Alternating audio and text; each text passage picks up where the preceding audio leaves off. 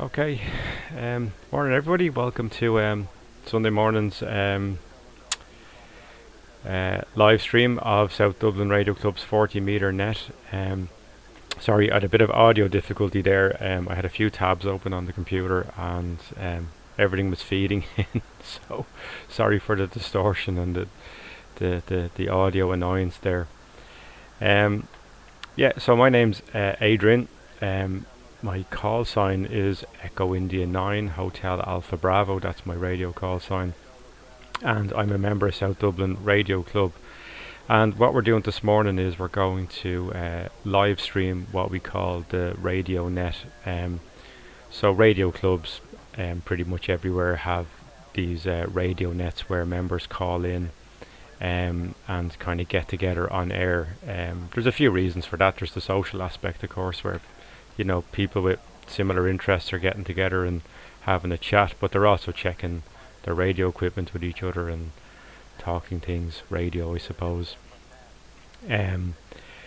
So our own club has nets throughout the week. Most of the nets are on what's called 2 meters, which is VHF.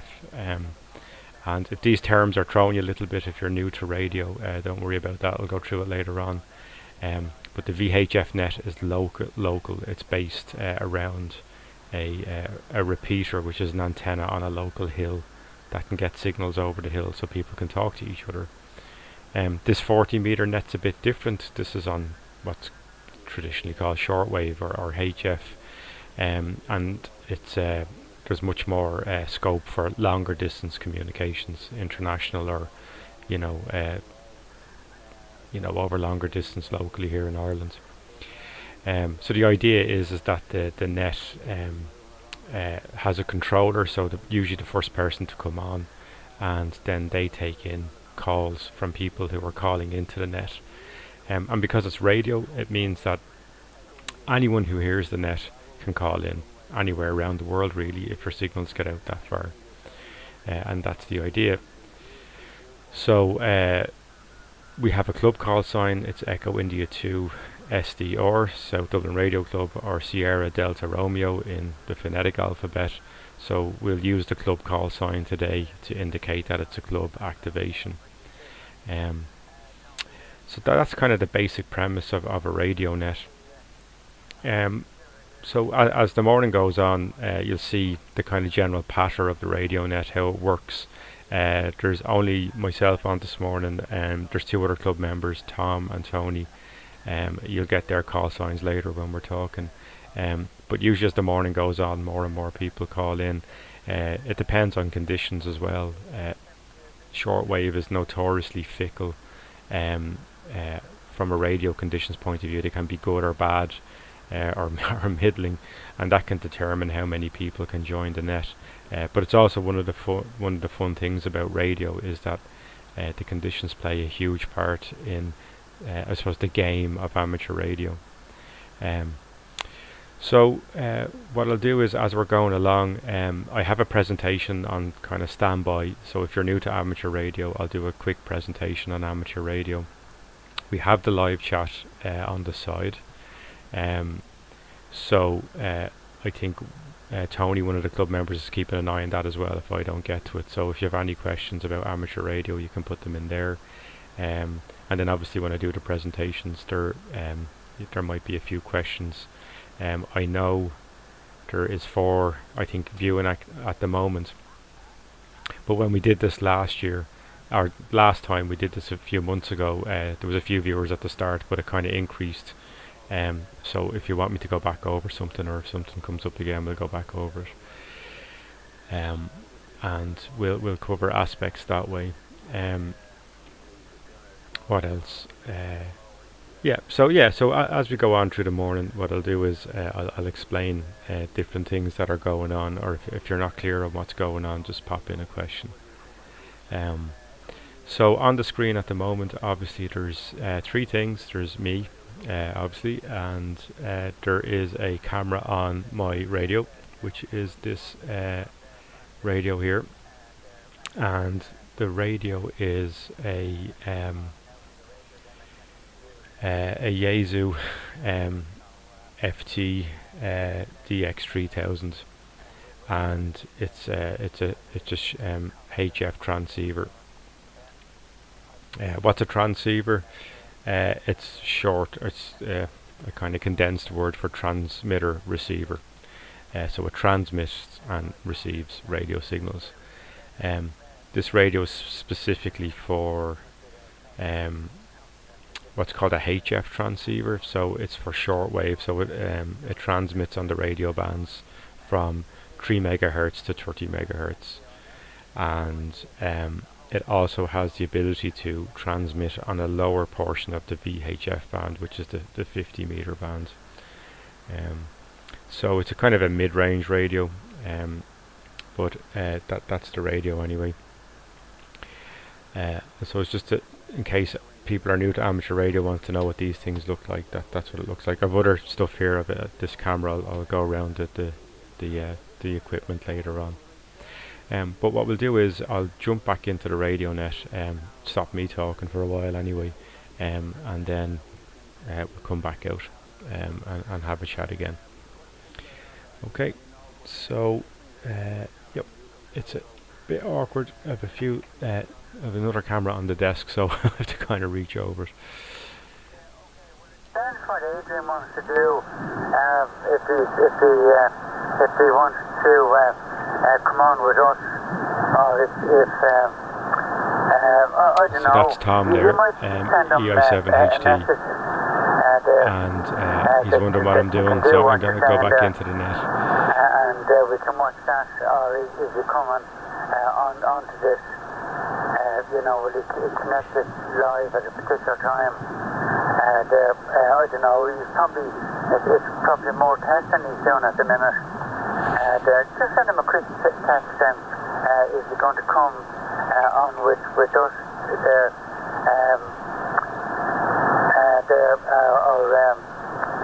What do you call it? Will you put the link onto Zoom? We'll all mute and just watch what's going on there. Send him a text message there if he has time to read it. Back to you, Tony. EI9HAB. Yeah, okay. Okay, Adrian, Echo India 9 Hotel Alpha Bravo, Echo India 7 Golf Uniform Bravo. Go ahead, Adrian. Yeah, EI7HT from EI9HAB.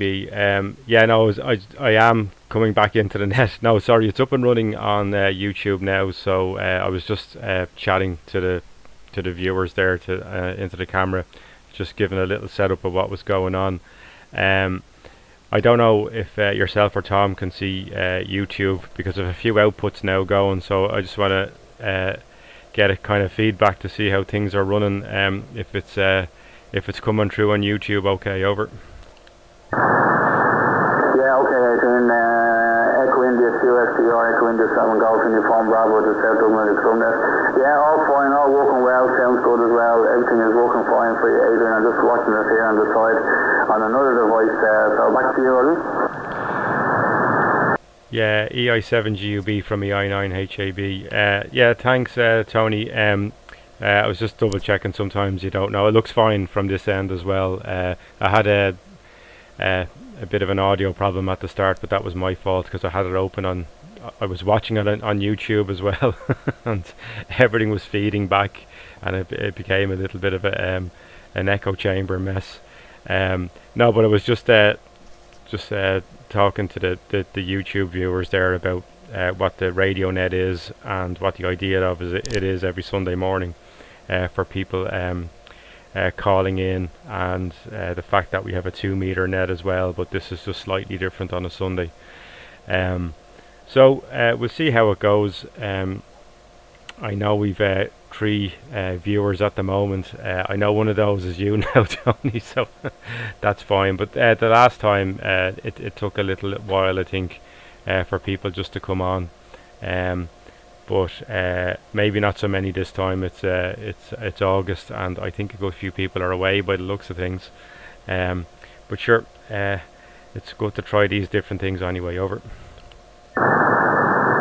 Okay, Adrian, no problems at all. Echo India 7 Golf Uniform Bravo, returning on the South Dublin Radio Summit. fine indeed. No, it's working well. It sounds good, and I have it here on a tablet here beside me, and I'm just trying to figure out how I can share it on Zoom. So I'll shoot that down in a second this side. But it's sounding very good this side at the moment, anyway. And I don't know if you want to use the club call sign yourself. It's up to you. I'll leave it in your hands. But yeah, no, working 100%. Okay. Call over to Tom there. Echo into 7 Hotel Tango, Echo into 7 Golf Uniform Bravo, with the set up right at Summit, will you? Yeah, okay, Tony. From the I-7 HT there. Okay. The only thing I'm thinking of there is that we have the radio on, so the audio from that will zoom on with, and we have the audio, and then we're going to have audio coming there from Adrian's YouTube. So it is well to cut the audio back somewhere, or we're going to have a whole load of echo there. So back to you on that one, Adrian, from EI7HT. Yeah, EI7HT from EI9HAB. Yeah, no worries, Tom. I suppose there's no need for you to be running YouTube if it's distracting for you. It's going out fine.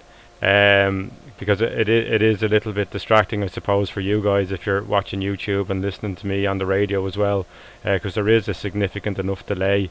So I wouldn't be, too worried, because you've got Zoom there as well. That's fine. Just for people watching, that they know the club actually is on. Some of the members are on Zoom at the same time, as they're either on or not on the radio. It depends on their location, but it just means they can come into the club. But no, I wouldn't worry too much about YouTube at your end. It seems to be going out fine. So back to you, Tom. Over. Yeah, okay, fine on that then. Okay, that's grand. Right. Okay, no, whatever's the best for you now, there for whatever length of time you're going to be on. It's just 9:45 now. So there's yeah, well, I'm easy on it anyway. There, I can mute myself at any time there, whatever, no problem there, and we'll keep one ear on the radio. And one eye on the Zoom. So that's it. Right, okay, Tony, back to you there. EI7GUB from EI7HT and Company. Yes, okay, Echo India 7 Hotel Tango, Echo India 7 Golf Uniform Bravo with the Celtum radio from there. Yeah, fine indeed, and all 100% anyway, audio and all crystal clear, and just listening here. On two devices, so there you go. Okay, QRZ, CQ 40 meters, Echo India 7 Golf Uniform Bravo. CQ 40 meters, Echo India 7 Golf Uniform Bravo with the South Dublin radio subnet. Any other stations by QRZ 4 meters, 40 meters even. So many bands in running. Okay, QRZ, Echo India 7 Golf Uniform Bravo listening.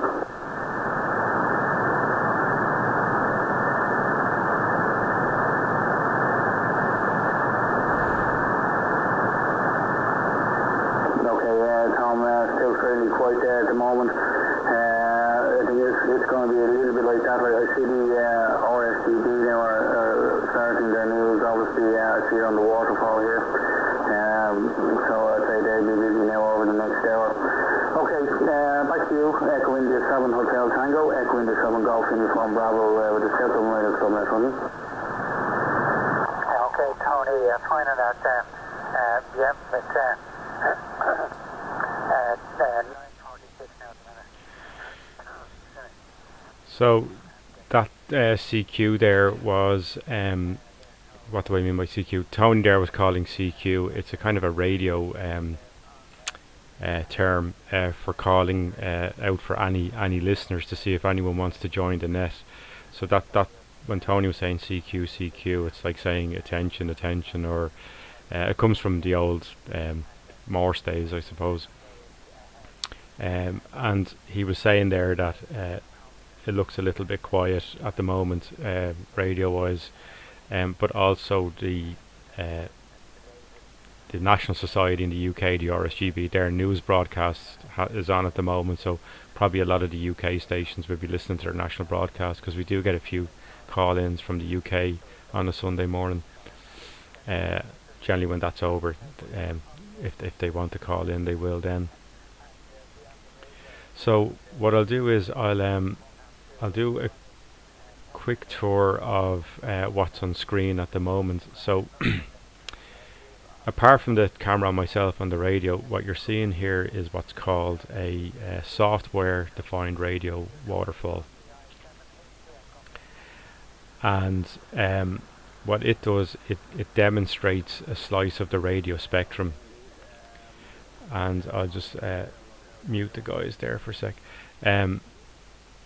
So I'll show this in a little presentation later on. The amateur radio, the radio frequency is broken up into sections called bands, and people who are amateur radio operators like myself, the amateur radio community is allocated sections of the spectrum, and they're called bands. It's just banded basically. And this one is called the 40 meter band, and it's called 40 meters because the wavelengths at this particular portion of the radio spectrum are 40 meters long. And it's basically 40 meters is one cycle or one wave, the frequency of it.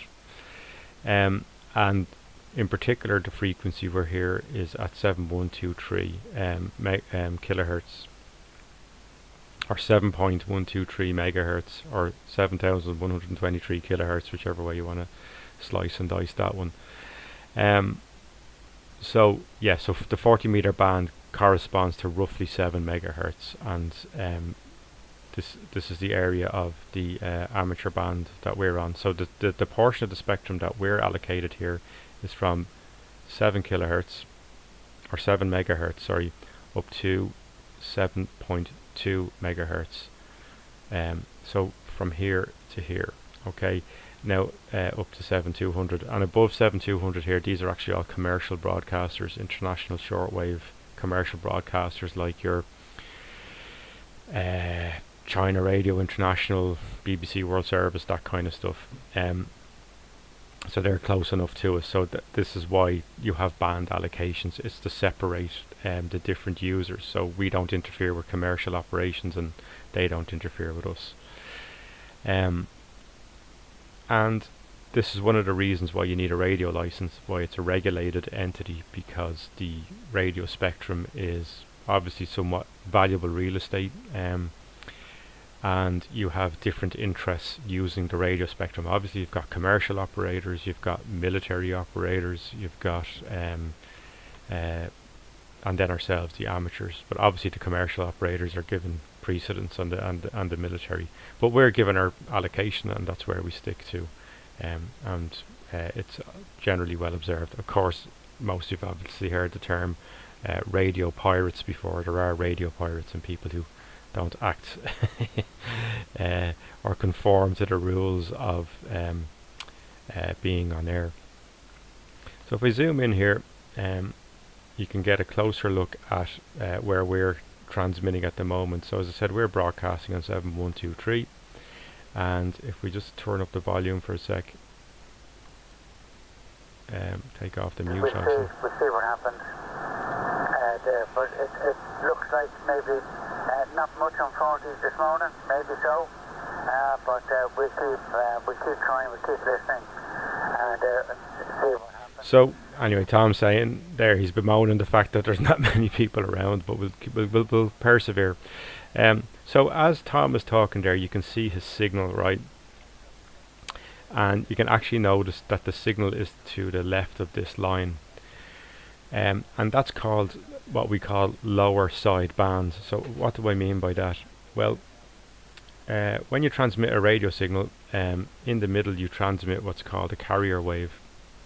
And that's the energy of the radio signal basically. And then the information is patched onto the carrier. Now normally, if you're not familiar with radio, if you think of like AM or FM, if you look at this, if you see how, well maybe I'll go up to a broadcast band and have a look. 49 meters. Yeah, we'll have a look at this one.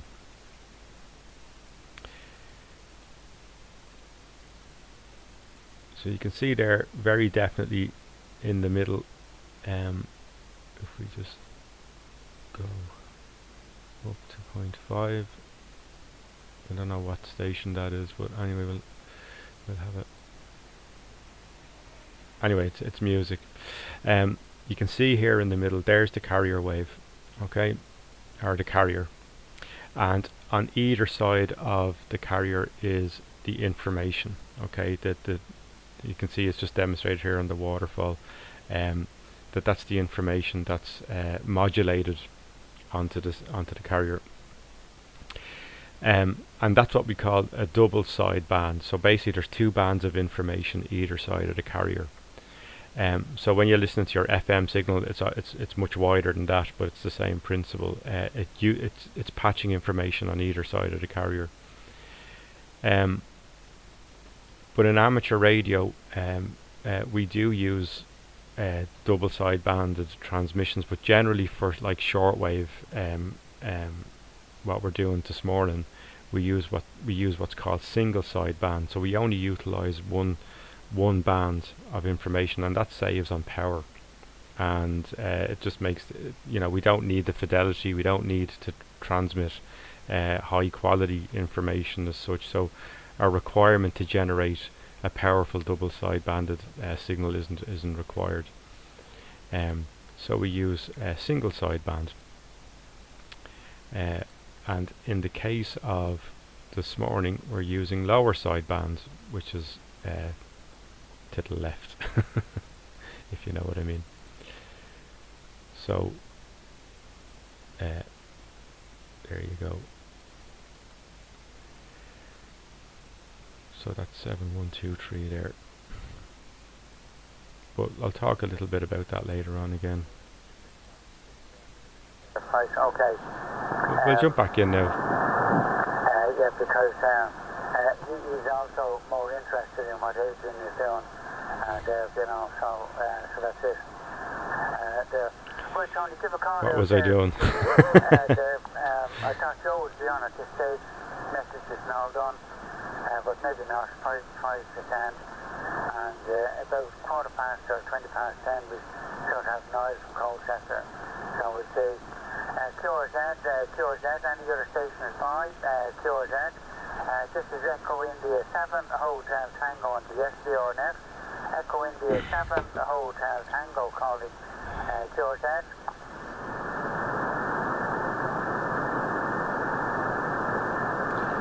EI9 HAB. Yeah, go ahead, Adrian. Yeah, thanks, Tom. No, I was just doing a little quick run through of the SDR and the radio spectrum there, just for people watching. So yeah, I think it looks like it's pretty quiet this morning. Maybe everyone's still on holidays, but I see Jer and Jeffrey are in the chat talking to each other about antennas, which is good. Thanks, Jer, for picking up on the questions. I was saying that to the lads earlier on when you're doing this and the chat's going at the same time, it's difficult to multitask. I'm not a good multitasker. So I see Sandeep is in there as well, in the chat also, which is good. So we'll see how it goes this morning anyway. I suppose I was just going to reiterate to anyone listening as well, or watching, the whole idea this morning is for people to ask questions about radio, and I know most of those watching at the moment have a good idea of what radio is about, but if any newbies come along, but I'll do the presentation at some stage later on anyway, Tom, and we'll see how we go with that. Otherwise, that's fine. It's just Tony and yourself at the moment. I don't know if you got any other calls in. Tom, back to you, over. Yeah, okay, fine on that. Okay. Sandy is out and about. He brought his son for the vaccine this morning. So that's why he's out and about there. So what do you call it? Good to see him there. Good outdoor picture and all. So it is. And Joe Riley was on here with us, but he should be now there. What do you call it? He decided to switch over and see what's happening on YouTube. There. So that's grand. And our other show, Six Echo Golf, must be very busy this morning, and no sign of him yet. But it's only 2 minutes to 10 anyway. Anything can happen, so it can. So okay, that's grand. Everything is up and running there, right? Okay. So stay cool. Anyone there to make a cup of tea? So back to you, Adrian, there from EI7AC. Yeah, EI7HT from EI9HAB. No, I'm up in the attic all on my own, Tom. There's no tea coming.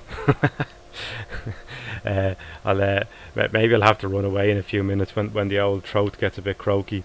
That's one thing they don't tell you about amateur radio actually when you start, is that you can dry up from talking too much over. Yeah, true enough there. Yeah, I find it now of late. So I think it's probably the summer weather as well. And of course, if you're really interested in something, you do end up doing more, saying more, all that sort of thing. So okay, not to worry. So I think my internet is stable now. I haven't got any reminder now in over half an hour. So that's that itself.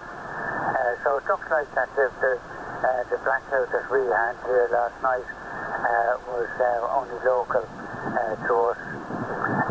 So it wasn't any other, or very other few parts of Dublin, I think, I haven't heard anyone to come in and say that they lost. No, there's no family members text me anything to say that it was off or wasn't. So that's it. So I got over all the usual things, re-sign in, new password, all that sort of thing. So I even found it yesterday evening there on different sites.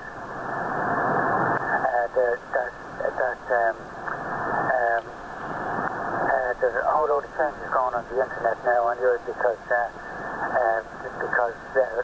Windows 11 is supposed to be on the way, and we're going to have to do things differently. So I think that's what's happening. Everyone has been getting everyone to change their password and move this and change that. We'll see. I'm sure you've experienced some of it yourself this week, Adrian. Back to you from EI7HT. Yeah, EI7HT from EI9HAB. Not really, Tom. I haven't really got myself across all of that yet. But sure, if it's just another one of those modern life issues, I suppose. So what I might do is I might just go back on the side, Tom, for a second, and just do this little presentation about amateur radio, just for the YouTube thing, and then we'll come back into the net then once that's done, and we'll see how the questions go as well, if there's any. I know some of the guys on the chat anyway have got the upcoming exam, so it might be worth seeing if we can clarify anything they want clarified. Anyway, that's what I'm going to do now, Tom. Over. Yeah, okay, fine on that, Adrian there. Okay, and it's got a message there from Sandip in the chat, and he's moved over to YouTube there. So yeah, you go ahead then, alright, there, because other people will be wondering what you're doing and what's next there. So no problem, get you later on there, and we'll hear you then when you're back. And so have a good morning there from EI7AC. Yeah, thanks, Tom. Catch you in a while. So I'm just gonna mute that there. So okay, so that's Tom. His call sign's EI7HT. He's a stalwart of the club. He actually gets this net going every Sunday morning. Oh yeah, I see a question in from Sandeep. I'll get to that in a second, Sandeep, about the the reception reports. So what I might actually do is I'll do that little presentation first, just for anyone who's watching, and about what amateur radio is, and then after that I'll get to Sandeep's question, and we'll see what gets thrown up after that. Okay, so I'm using OBS here, and I'm not really the fastest with it yet, I have to say. It's all new. So I'll go there.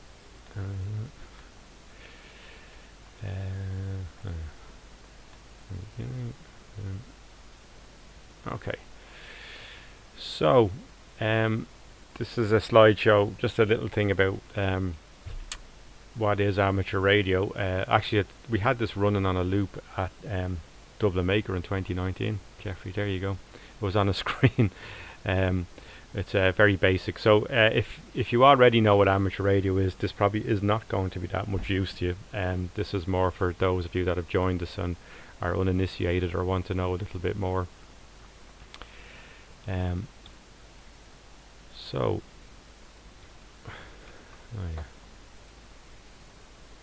so what is amateur radio? Okay, basically we enjoy understanding how radio works. Okay, I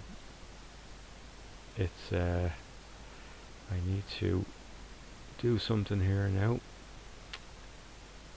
Transition. That's it. Yeah. So we need to understand how radio works, or enjoy how radio works, and communicating with others basically through radio. And a lot of us are into basically investigating the mysteries of long distance radio signal propagation. And that's a kind of just a picture of my own desk at the moment, with one of my kids who I've been trying to get into radio. So basically what we do, we're also called hams, or radio hams. That's if people hear of ham radio, amateur radio, ham radio, it's the same thing. And what we do is we experiment and operate with homemade and commercial radio equipment. And that includes the whole radio spectrum, so everything up as far as satellites and space stations. So because we have a radio license, basically it gives us permission to engage in the radio spectrum the way a passive user of radio spectrum can't. Okay, and there's actually amateur satellites up there at the moment. Believe it or not, there's people who, there's universities have a program called Fly My Satellite, or Fly Your Satellite, I think, where they get funding to build satellites and launch them. And there's other groups that self-fund and put up satellites. This is outside of any commercial stuff. It's just purely for the fun and the experimentation of it. And that picture there you can see at the moment is going to be Ireland's first satellite. It's going to be put up by UCD, a UCD team on a European Space Agency launcher, or from the space station in the next year or two. They haven't got a launch date yet. But even with this one, although this is a university kind of European Space Agency type project, they're asking the amateur radio community to help them out with signal acquisition after launch.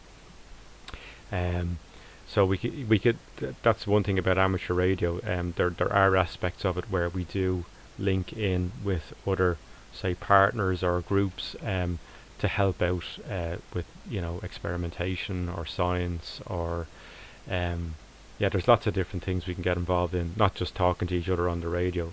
The whole area is actually quite vast, really. There's so much in radio you can get involved in. This is a picture of a recent contact with the International Space Station down in Athlone, Athlone Community College, and the kids got to talk to an American female astronaut. I can't remember the lady's name, sorry. And that whole contact was facilitated by Irish radio amateurs, by Shannon Basin Radio Club, who are similar to ourselves, a local radio club, backed up by the IRTS, which is the National Radio Society. And it's pretty amazing to think that people can do something like that on a voluntary basis, and get children speaking to astronauts live on the space station. It's a very inspiring thing to do. So that's one of the things we can do in amateur radio, is help promote science, technology, engineering and maths, as it's called these days, the STEM promotion thing. Um, and that was a very successful contact, actually. Like anything in radio, nothing's guaranteed, but that was very successful. And the kids got to ask lots of questions. It's a very slick operation. And then there's, like, at a basic level, if you're just coming into radio, and even if you don't have your radio license, you can do very basic things. This is a very simple antenna that I made up myself out of a coat hanger, and with the software defined radio you've seen on screen, you can actually decode signals from passing weather satellites. That's a NOAA satellite there, the National Oceanographic and Aerospace something or other, I think, in the States, or atmospheric department, the US government department that looks after oceans and kind of climate and that kind of stuff. They have satellites up there, and their satellites, the NOAA satellites, they're continually orbiting and scanning the planet in all sorts of wavelengths, infrared and all sorts. But you can actually download information from those satellites, or from a little antenna like that in your attic, and a little piece of software. And that's my latest pretty rubbish attempt at trying to download some weather images from NOAA. Clearly the antenna is very rudimentary, but it's just to show you that it can be done with a very rudimentary antenna. And the more you get into radio, the more then you could improve your reception capability. But like, it's just interesting things like that all these signals are flying around your head and you can have fun with them. So we build and operate our own stuff. This is another element of amateur radio. That's a homemade AM radio. That was my first radio project when I joined the club. It's terrible, but it teaches you the principles of receiver architecture, like how a radio receiver works. It's a breadboard and a few components. This here, that's the ferrite coil antenna that you would see in any AM radio.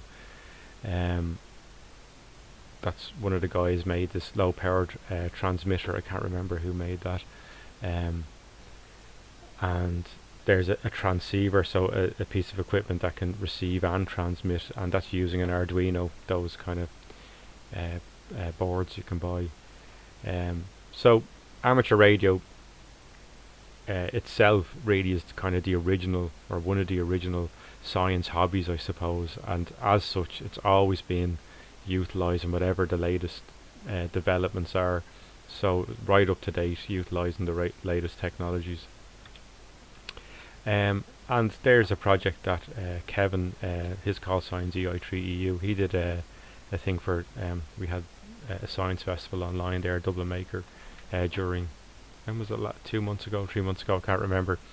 But he made a radio receiver out of basically bits and pieces you can find in the kitchen and your shed, and it was very successful actually. He got fantastic quality audio out of it.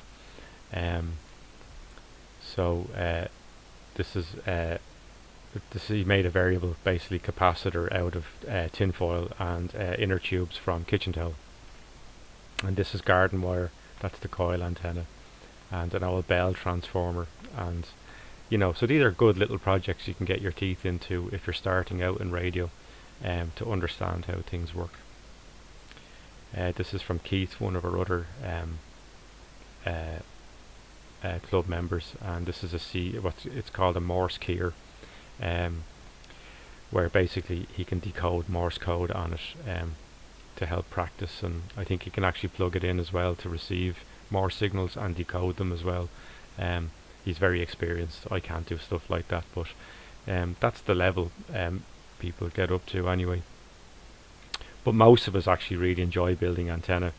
That's my own antenna outside, the one that you've just seen me operating. It's a dipole on the side of the house. Low down enough. I know there was a question there in the chat about antennas. It depends on your location. You're allowed 6 meters above the ridge line, as far as I know. But antennas can be. It just depends on your neighbours. Some people like them, some don't. Some people just know what the situation is locally and keep them low down and stealthily enough. Or if you're out in the countryside, you can do whatever you want. No one's going to say anything because you've got your own road frontage. But but there's different ways around these things. That's a loop antenna, which can be a very effective space-saving solution. And they're also they've got great gain in certain directions. So, or whatever way it's orientated.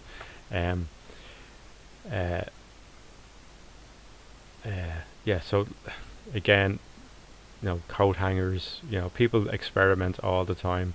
That's a Moxon there at the bottom, I'd say, for 6 meters or something. But I'm just putting up examples of different types of antenna.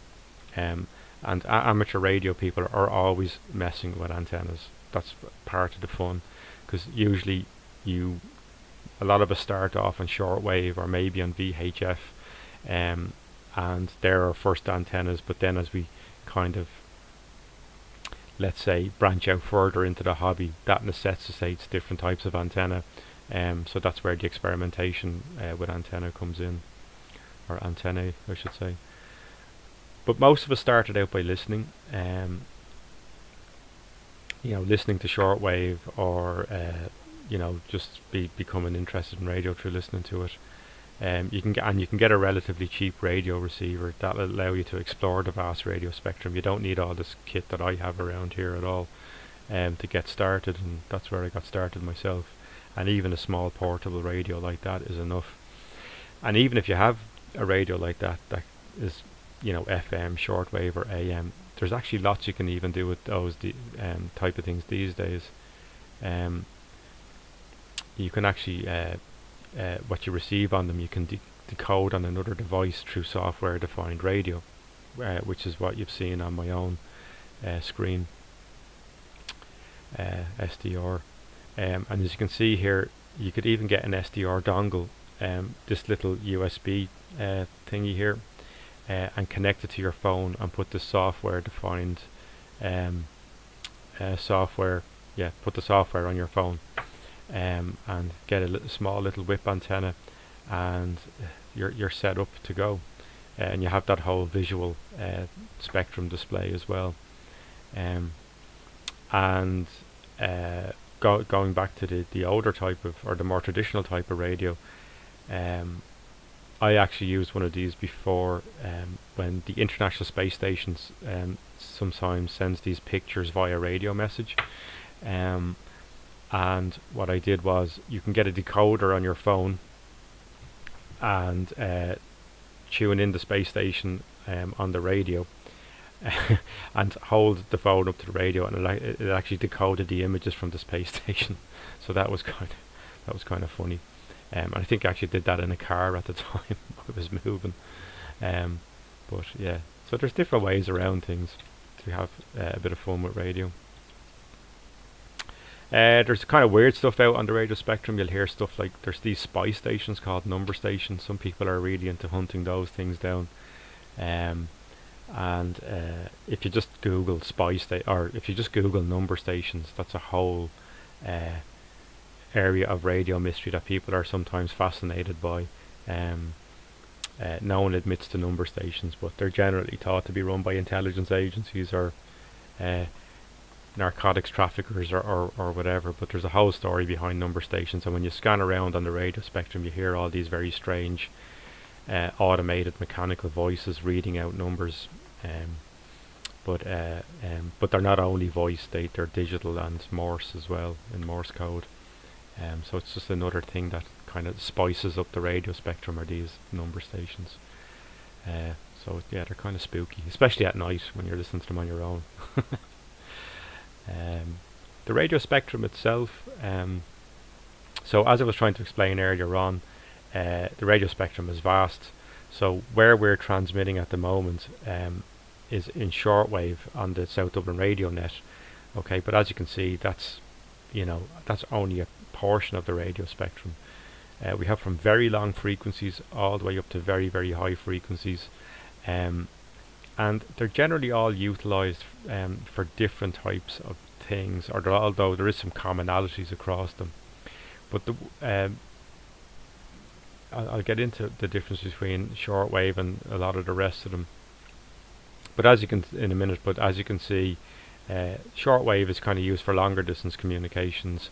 When you get to VHF upwards, basically they're using more spectrum width, or more broadbanded. That's where that term comes from, and that's where you find your TV signals and your FM radio and your satellite signals and all that kind of stuff. Basically, where there's more information being carried. MF, or medium frequency, is also called AM, or medium wave, in this part of the world, and long wave, and many of you would know those from, RT radio long wave, or BBC radio long wave, or AM stations around Europe and America. And the VLF frequencies, there's a few things down there like radio beacons for navigation. At one stage it was used for transatlantic communication. There's a museum in Sweden, in Grimeton. We did a little lecture with those last year, with those guys. At 17 kilohertz, I think they used to transmit signals across the Atlantic Ocean through a network of stations. This is before they discovered shortwave, and I'll show you now in a minute why shortwave changed the game for international radio communication. So shortwave, or HF, this is how a lot of people get into amateur radio. The cool thing about shortwave is that the atmosphere can bounce certain radio frequencies off itself, or refract or reflect down, and it's from a region of the atmosphere called the ionosphere. So basically, when the sun shines on the Earth, on the atmosphere, it ionizes layers in the atmosphere, or electrically charges them, basically. And what that can do is, when you transmit signals at certain frequencies, and particularly on shortwave, from 3 megahertz to 30 megahertz, there's a high probability at certain frequencies that those waves will be bounced back down. And what that enables you to do is to communicate over the horizon. So if you think of it this way, when you're listening to your FM station in your car, your local rock station or pop station or news or whatever, after about, I think it's about 70 kilometers or 50 miles, that signal begins to drop away. You can't hear it anymore if you're driving away from their transmitter, and that's because you're going over the horizon. And that signal is a VHF signal, and anything that's above 30 megahertz is generally line of sight. It won't curve over the planet. It will a little bit, and there's special conditions where it might bounce through the atmosphere, but I won't get into that. But in shortwave, you can reliably bounce signals off the atmosphere in most cases, and that's where you get this. You can get this national or international or transoceanic around the world communication, and that's what we're saying about that station in Sweden, that VLF station in Sweden. They didn't know about shortwave when that station was first built in the early 1900s, and then through experimentation, through a guy who lived in Ireland here, his name was Colonel Mead Dennis, was one of the first guys. They began to realise that if they went up higher in frequencies, they could actually bounce these signals further. And in actual fact, under certain conditions, your signal can bounce right the way around the planet, and even back to yourself, which is pretty amazing. In other words, you can communicate around a sphere without the use of a satellite. And that's how communications went for a very long time after the discovery of shortwave. And then obviously when the space race started and that kind of stuff, satellites went up, and communications improved. It was a higher quality than shortwave, but the original global communication system was shortwave communications. Outside of cables, they did have Morse cables running under the ocean from the mid 1800s, but that's not wireless to use that term. It was dependent on wires, obviously, but this is wireless communication we're talking about here, radio. And that's what my granny used to call the radio, the wireless, and now everything's wireless. So it was at those frequencies. So that said, depending on the state of the ionosphere, you can contact other radio hams anywhere in the world, and people do crazy things with radios.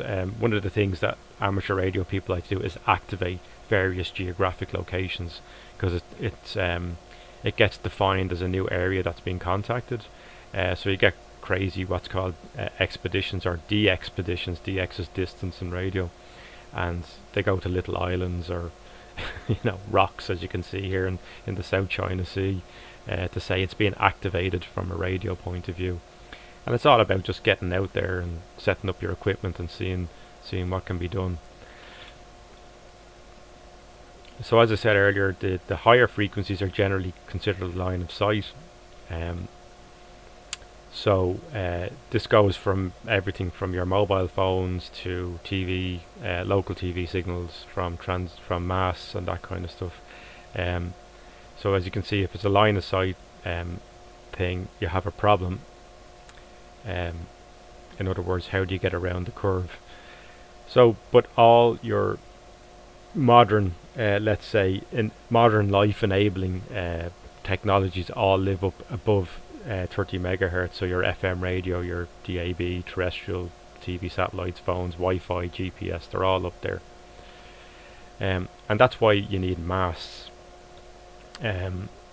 Because they're line of sight, you need something to get you over the hill. So that's, if you don't know much about radio, that's why when you drive around the countryside, you see all these towers, whether it's cell towers for phones or larger transmitting masts for, say up here in Dublin at Tree Rock, there's a lot of masts up on the hill, and that's why they're there.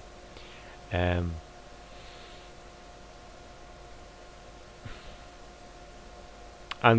radio amateurs, we have our own network of repeaters. As I said, we have our own masts around the country up on high locations to enable VHF and UHF radio communication for radio amateurs.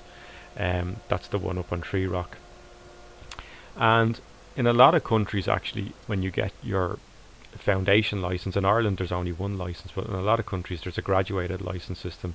Most people start off in that end of the spectrum with a cheap radio like this, a VHF radio, and that's one of these infamous or famous Baofeng Chinese radios. They're about 20 or 30 euro on the internet, and if you're licensed to use them, they're absolutely fine. They're a really, really great investment as a radio, and they can enable you to start off in amateur radio at a very, very reasonable price point. So as I was saying earlier, if you're just joining us at the start, we actually have a 2 meter VHF radio net a few nights during the week, where people use VHF, and it's through that repeater on screen that you see there that it goes through. There's kind of more niche things. Some amateur radios operators bounce signals off the moon because they can, and it's called moon bouncing. And what they do is they use a particular type of antenna. They fire a signal at the moon, and either they bounce it back to a known receiver location, and it's just something people get into. But this brings, and that's the type of antenna that they would use. You can see much bigger ones as well. But people bounce signals off various things just for the hell of it. You can get a thing called airplane scatter, believe it or not. That obviously an aircraft are basically big aluminium tubes with engines strapped onto them, and with VHF, this type of thing, or I think any type of radio signals, I think, or any type of frequencies, you can get, there is an effect where as aircraft are passing over, as your radio signal strikes the aircraft, it's a metal surface, it'll scatter the signal, and you can get unusual radio propagation like that. I think it's more done by people who live under defined flight paths around certain, known routes where the aircraft come in low enough that they can bounce the signals off them. So I know some people have done it here around Dublin, because in the valleys in Wicklow you might not have great VHF communication, but some people can get unusual contacts by bouncing signals off passing aircraft. And you can also bounce signals off meters that are coming in, and we had a lecture, you can see it on our YouTube channel, from a group called Nematode, who bounce signals off meteorites as they come in. You'll find that actual talk on our channel. And what they do is they use radio signals to track, to basically triangulate the position of the meteorite, and then they do it over a time series to see if they can get the trajectory of the meteorite and possibly its landing point. And it's a group of radio amateurs and and other radio hobby people, not necessarily licensed. And you can find their stuff on AstroShot there, 187 is Michael O'Connell. And they're always looking for people to collaborate with them. And actually this week was the Perseid meteor shower. So I'm sure they did a lot of work around that, because I think there was a lot of meteorites that came in over the week. I think it was quite a good pass. These annual meteor showers, by the way, generally what they are is the Earth passing through a comet's trail. I think the Perseids are the Swift-Tuttle comet. I think it's that comet.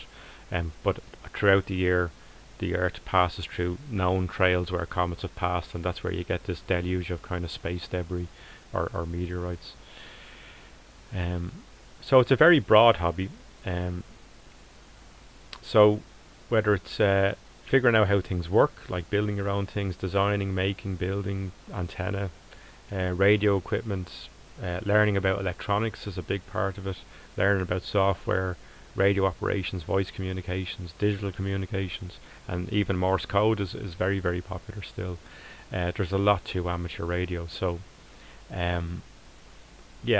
so we're South Dublin Radio Club, that's our geographic area, but we're also available on Facebook and online, on Twitter, and every Tuesday night we actually have our club meetings at the moment on Zoom. So if you contact us through social media, you're more than welcome to come along.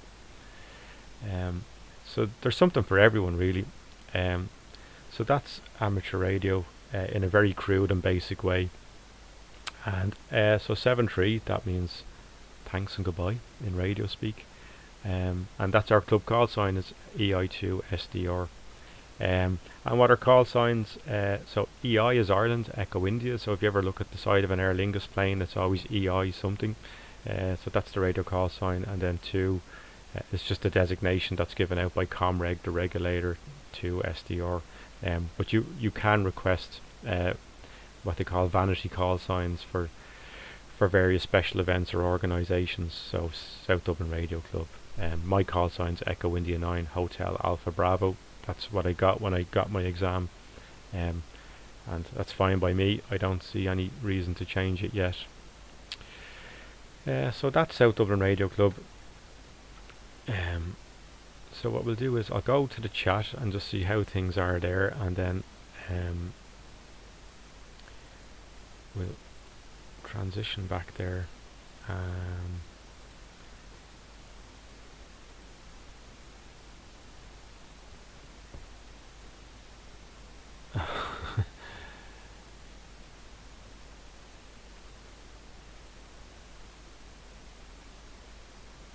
Okay.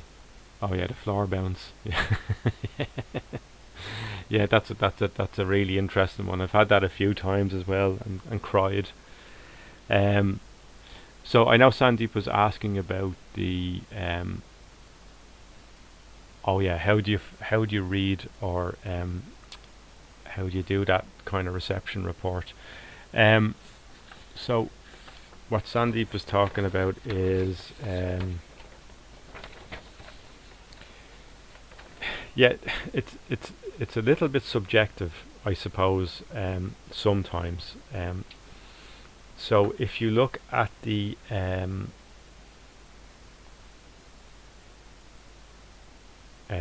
So there's two elements to it, right? The radio reports. There's the readability and the signal strength. Um, so if we go up here on the SDR, that's the signal strength. So that's 7. So that's where the 7 or that would be the second number. So what do I mean by that? So the first number is what's your readability, right? So readability is anything from it's unreadable, or there's 5 of those: unreadable, barely readable, readable with difficulty, readable with no difficulty, and then there's perfectly readable, which is the 5, right? So this whole 5/9 thing drives some people mad, like myself. Like most signals, that's the first numbers of readability, and then the 1 to 9 thing is the signal strength. Now you really only look at that through your S meter, I suppose, or what your radio is telling you, and even then that's kind of subjective, because it's how well does your radio receive, or is it a true reflection? How good is your antenna? Okay, so if you had a high gain antenna and an antenna that receives very well, you may always get very strong signals in. I have a pretty broad-banded dipole antenna, so I get a mixed bag across a lot of different parts of the radio spectrum as to how well I receive. So if we listen maybe to what do you call it? Tom there now. No, I didn't see it last week. No, I was away last week there. So I was down the country. I was down that lawn. Okay, so bear in mind that's through the computer, okay, because it's through the SDR. So he's perfectly readable there, okay. So there's no problem understanding what he's saying. So that's a 5, right? And then if we go to the strengthometer, he's there. He's around a 7 or an 8. So he's 5 and 7 or 5 and 8. And actually, if we go down to my own radio here, just so we know that there's no discrepancy, it's reading between 5 and 7 and 5 and 8 as well. So that's where it comes from. Now, unfortunately, in practice, you'll often hear people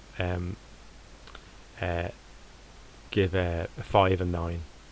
I think that's just people just want to shortcut the whole process. They're, look, I can hear you, I'm not getting into it. 5 and 9. But if you want good feedback on how you're transmitting or how well your signals get out, you should be looking for a true signal report. And don't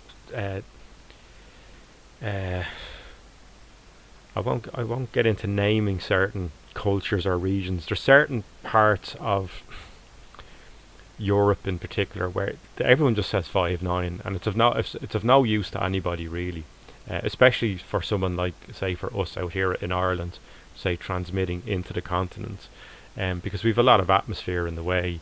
There's a lot of kind of weather stuff can interfere with the signal, so you really want to understand how well you're getting out. So in actual fact, like one of the more common reports that I would give out was probably a 4 and 4, which is kind of readable with no difficulty. I can hear them, but the signal is only fair. I can hear them, but it's kind of low enough on the strength side, and you can see that on the S meter. And if you keep an eye on the S meter here, this is the strength meter here, up at the top, you can see that there's a weaker station in there now. So we'll just see who that is.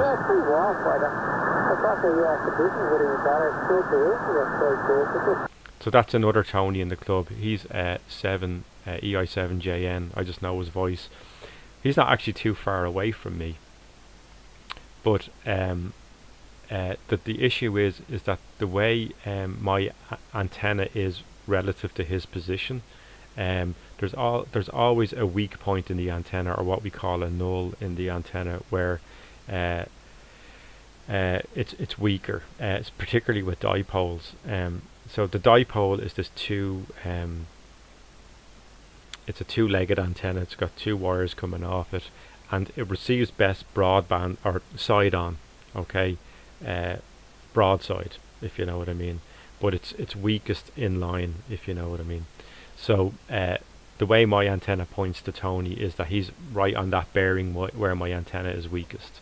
So that's why I can't hear him that well. So I hope that helps, Sandeep. I think when you get into radio, my advice would be don't fall for the short form 5.9. It's not particularly useful, particularly when you're setting up your whole station and you want to understand how well you are getting out and how well you're receiving. So we'll go back to the net now and see how things are going.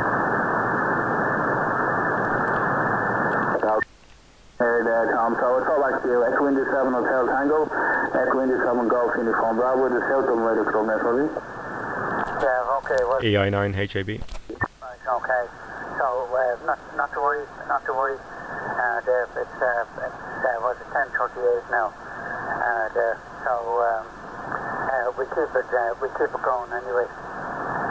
But what do you call it? I did have a look outside. I went to the front door there, look at northwest, because that's where we get the weather from, especially this time of year. So visibility is short, so there's can't see the horizon, and I think it looks like it might rain, but it's not raining, but it's looking that it might. There, but the sun did come out there for a short while there, so that's it. Okay, not to worry, not to worry. I won't be outside now until later. Expecting some family members here, probably around 2 o'clock. There, and some of the grandchildren want to be playing in the garden, that, you know, so be out and about with them, etc. There, so and to see how things have grown since the last time they were here. So that's it. Right, Tony, then back to you then to give a general call out there. I think Niall has gone for a cup of tea, and no, he's there. He's back. Yeah, right. Yeah, he's looking at the screen, so he can see what we're doing. So, what do you call it? So back to you, Tony. 7QB from EI, 7HD with company. Yeah, okay, Echo India 7 Hotel Tango, Echo India 7 Golf Uniform Bravo, the South Dublin Radio Club Net. Yeah, fine, I think Adrian is back there as well. Echo India 9 Hotel Alpha Bravo, Echo India 7 Golf Uniform Bravo. Go ahead, Adrian. Yeah, EI7 GUB from EI9 HAB. Yeah, thanks, Tony. I was just doing that kind of talk that I had pre-prepared. So yeah, back now, and yeah, I don't know if you've had. I think I heard Tony EI7JN there call in, and I don't know which Niall was calling in that Tom was referring to, whether it was Colchester Niall or Niall here in Dublin. But yeah, so back to you, Tony. There, EI7 GUB.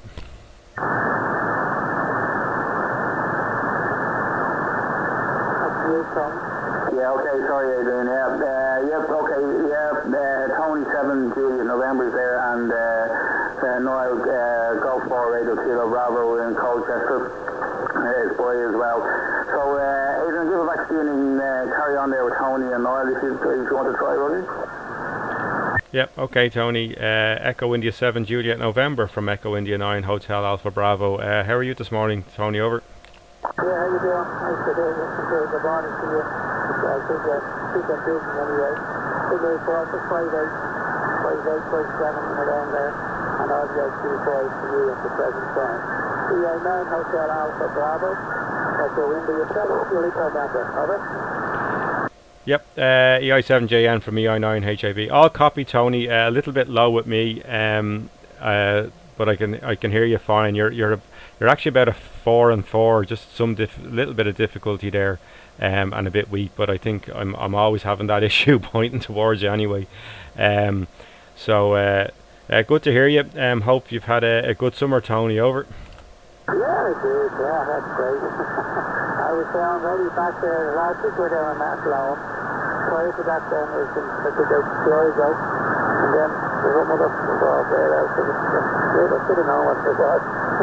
Yeah, big staycations, haven't been away overseas. I think next month I'll be getting my greasing up my wings and they'll be flying off anyway next September something. And that will be the first one for this year from lockdown a year and a half ago or whatever. So there you go. Anyway, nice to hear you anyway. Keep up the good work and I see you're sitting in the office there and getting some sort of response from some stations on the YouTube channel there. So back to you, EI9 Hotel Alpha Bravo from EI7JN number 2, over. Yep, EI7JN from EI9 HAB. That's good to hear, Tony. Glad you're keeping well. I might try for Niall in Colchester. Golf 4 Radio Kilo Bravo from Echo India 9 Hotel Alpha Bravo. You copy, Niall, over. Echo India 9 Hotel Alpha Bravo, Golf 4 Radio Kilo Bravo. Now, good morning to you, Adrian. Nice to hear you on this morning and seeing the YouTube as well there. They're about 5455 at the minute, and well, you're good readable with one stage of free opting as well. So it did bring your signal up. So back to you, Adrian. Echo India 9 Hotel Alpha Bravo, Golf 4 Radio Kilo Bravo. South Dublin Radio Club there. Yeah, G4 RKB from EI9 HAB. Good morning, Niall. Good to hear you. Your signal report for me is about the same, actually. It's about 5455. All. So back to you, Golf 4 Radio Kilo Bravo. India 7 Kilo Bravo and company, over. India 7 Juliet November, Golf 4 Radio Kilo Bravo. Sales, Tony, you're still a fairly good signal coming in at the moment. I just want a little speak about get the amp acting alone. But Tony, after the 7 goes to look for Bravo, with the first thing up there, it was a nice clear 5 and 9. In the Colchester. India 7 Juliet November, both for Radio Kilo Bravo with a nice over radio club there. Yeah, Roger. Okay, Niall. Thank you. Great to hear you anyway, and you're sounding good there. I see that. I just turned on that live streaming at the moment. I'm watching Adrian on the YouTube channel as well there. Anyway, I'll put it back to you, and great to hear you. I put it back to Tony, the piece being said, because it's getting close to the 11 o'clock. So EI Golf, EI7 Golf Uniform Bravo from EI7 Juliet November and the crew. Go ahead, Tony, take it away. Right, please. Yeah, okay, Tony, Echo India 7 Juliet November, Echo India 7 Golf Uniform Bravo. Okay, sorry about that, folks. Just dropped the signal for a minute, but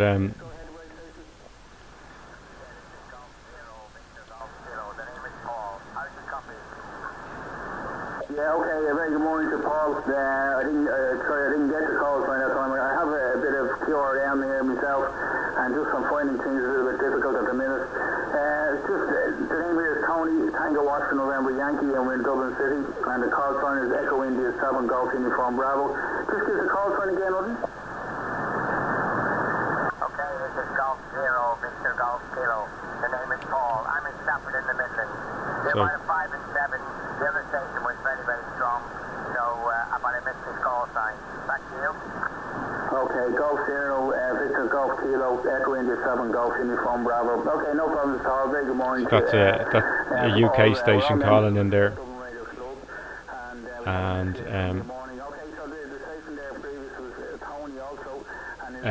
just that piece of software brought up there a few minutes ago, that's my logging software. So this is you're obliged to keep a log of all radio contacts that you make. It's part of the stipulations of your radio license. So you can see here, these are all my contacts going back here. So anyone who I've direct contact with goes into the log. So that was Niall there, G4RKB, Tony's EI7JN, and I actually have the other guys, Tony and Tom here. I'll add those in. You can add them in later. You can edit this stuff.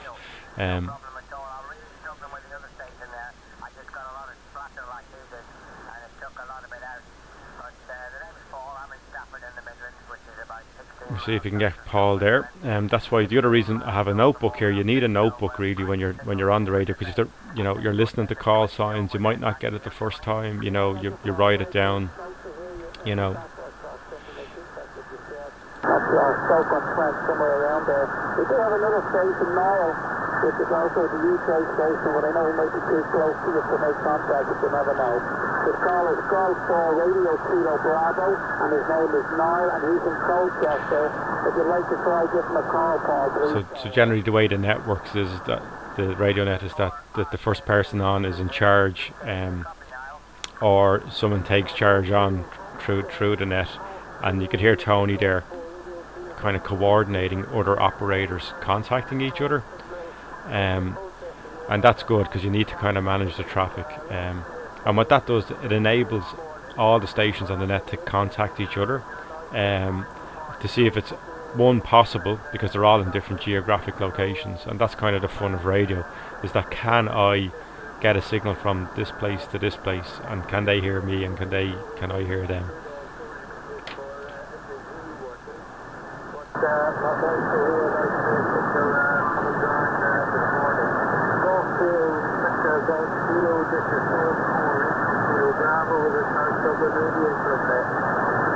Golf 4 Radio Kilo Bravo, Golf 0 Victor Golf Kilo. You're about 5 and 7 dial, but there's something running really straight over the top of you, or something like that anyway. But just running an old 902 GM. It's 40-year-old, and I think the valves are on the way out, but I think it's giving me about 80 watts, so I can't really complain. Niall, back to you. Golf 0 Victor Golf Kilo, Golf 4 Kilo Bravo.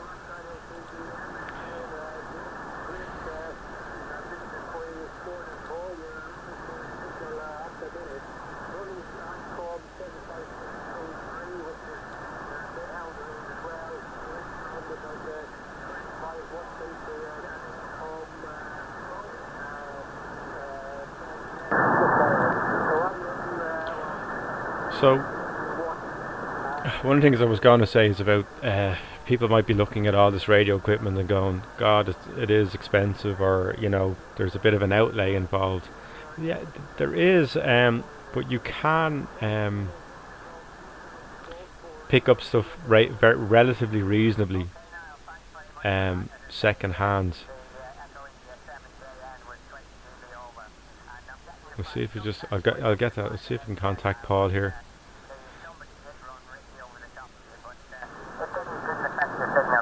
I could hear everything you were saying.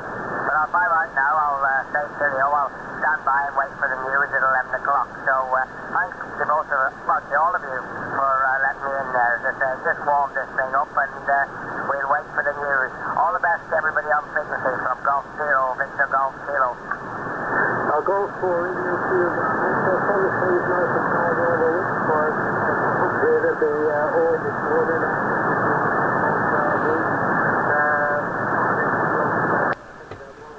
Anyway, as I was saying, if I can get the camera right here, the first transceiver I bought was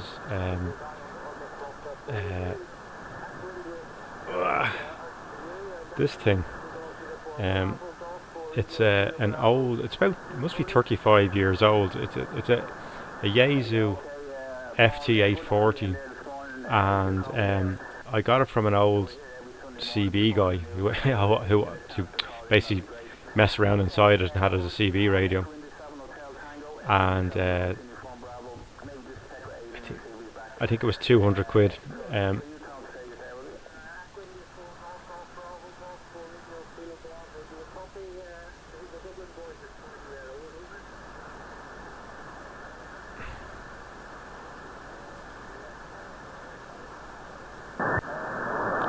Must be a weak station in there, I think.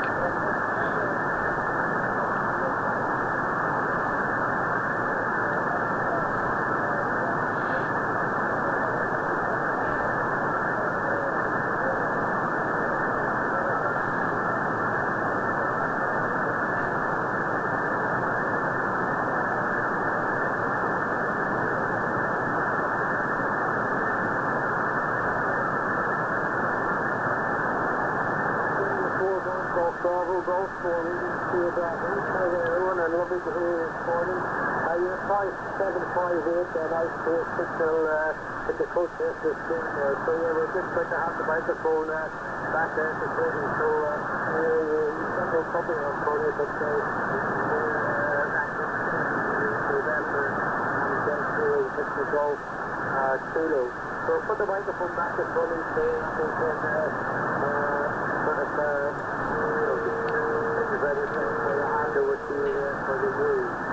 So salutations are your own, and microphone back to you, Tony. Echo 7 Uniform Bravo, Golf 4 Radio Kilo Bravo, bye.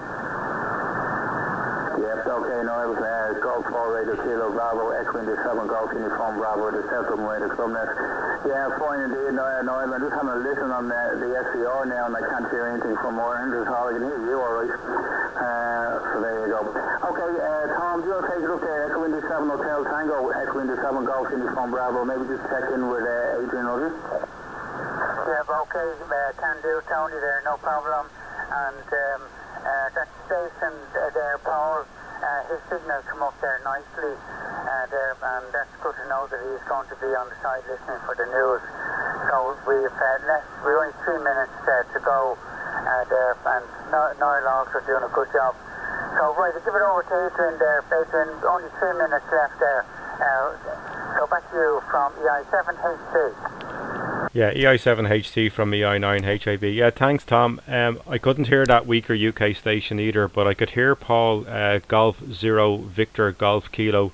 I don't know if Paul is still there. If I could, if you come back to me, Golf 0 Victor Golf Kilo from EI9HAB. Are you there, Paul? Yeah, just company, but I'm 5 and 5 and 6. It's a bit of a struggle at the moment, but because I've got a bit of clatter. But otherwise, good clear audio. Back to you. Yeah, Golf 0 Victor Golf Kilo from EI9HAB. Thanks, Paul.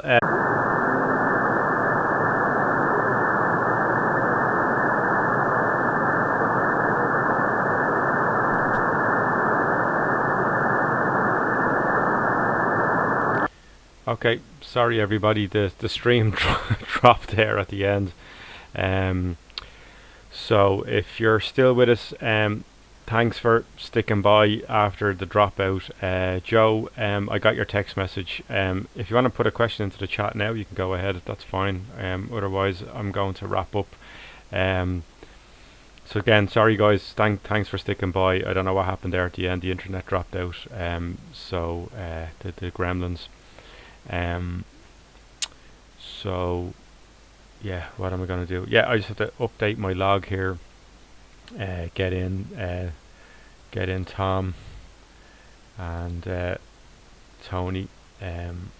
This logging software, by the way, is called log for log LOG. You can see up there F4OM. So OM is old man in amateur radio speak. It means an amateur radio operator.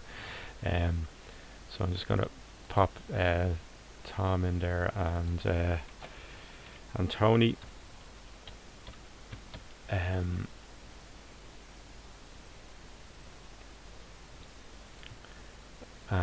so it was Tom, the two Tonys, and so that's the thing. Although just to explain that, although I did hear some of the other stations, I didn't log them because I didn't make contact with them. So just hearing them isn't good enough. You have to have a two-way contact, and you have to exchange the signal report, that 5-9 thing that Sandeep was talking about earlier on. So yeah, so that's that. So what's going on now at the moment is the IRTS news. Now, if I put up the volume there, I can't hear it. I think it's being broadcast from the Midlands, and I don't have a good copy.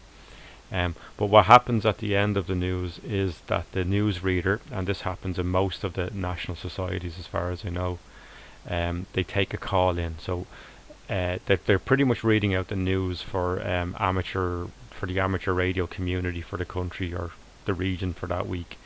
And then anyone who's listening and has a transceiver who's licensed basically call in, and that way the newsreader understands how well the news got out on that particular frequency. But in actual fact, the news is read on 40 meters.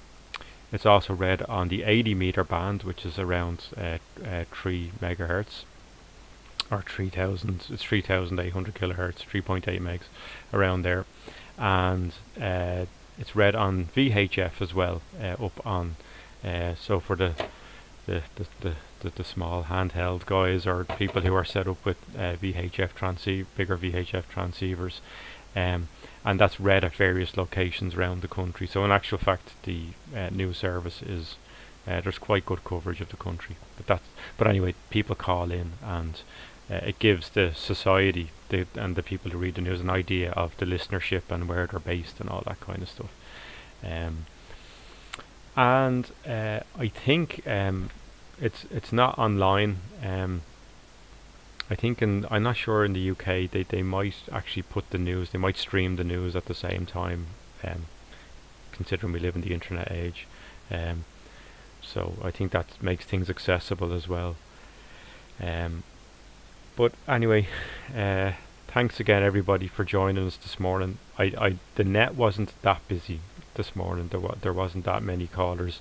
There was a few of us from the local group here, but I think it's the end of the second week in August. I think a lot of people are away, don't necessarily have their radios with them, and we might try this again in September. We'll see how it goes. I think it's good to stream the net and some of the activity, because it gives people an idea who haven't got radios yet, or who are interested in the hobby, so I kind of understand how it all works. But it also gives us an opportunity to explain some things as well, as to how things work. So if there's nothing else left for the live chat, I don't see anything coming in. I'm gonna sign off. I'll type my sign off in now. Thanks all. I don't know if Joe had a question, because he did. I think he texted me there on the club WhatsApp. But the stream dropped out at the time, so I couldn't get back to him. So that was unfortunate.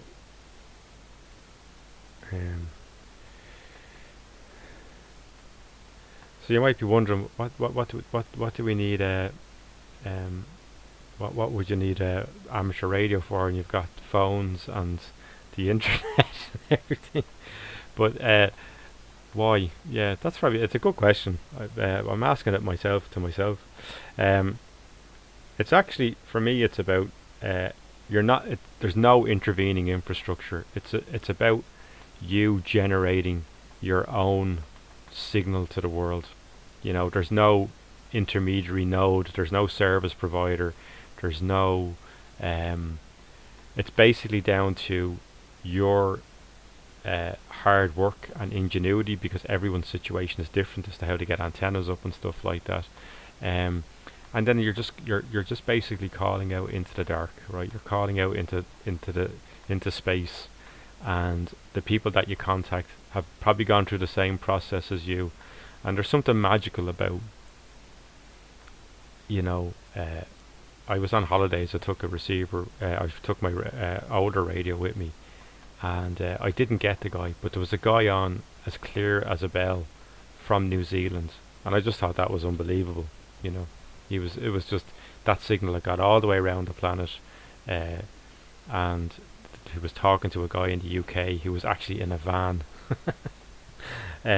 What we call a mobile station, and it was unique, and I've had that experience myself. Your first transatlantic contact, your first contact to the southern hemisphere, your first contact via satellite, all through your own kind of bodging around and ingenuity. So it's that's why I find it interesting. Anyway, it's probably the magic of radio. So I'm going to say that's all, folks. And A. Giffen, thanks very much for the text in there on the chat. You're more than welcome. It's a bit look. I'm not a professional radio person or anything like that. As in, this isn't a radio station. But I hope this stuff helps, and we'll try and do it every now and then. It just gives people an idea, as I said. And we'll see you all soon. But don't forget, if you're just listening, we're on Sundays on 7123 kilohertz from usually 9 to 11 up to the RTS News. And if you go to our website, South Dublin Radio Club .ie, you'll see the times for the 2 meter net.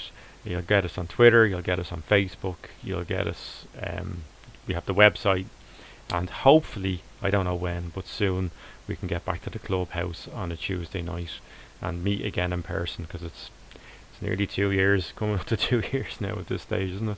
Well, at least a year and a half anyway. Anyway, thanks for coming along.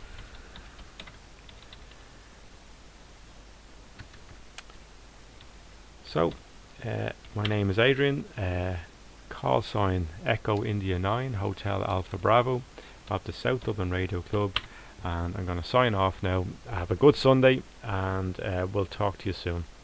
And as they say in Radio 7.3,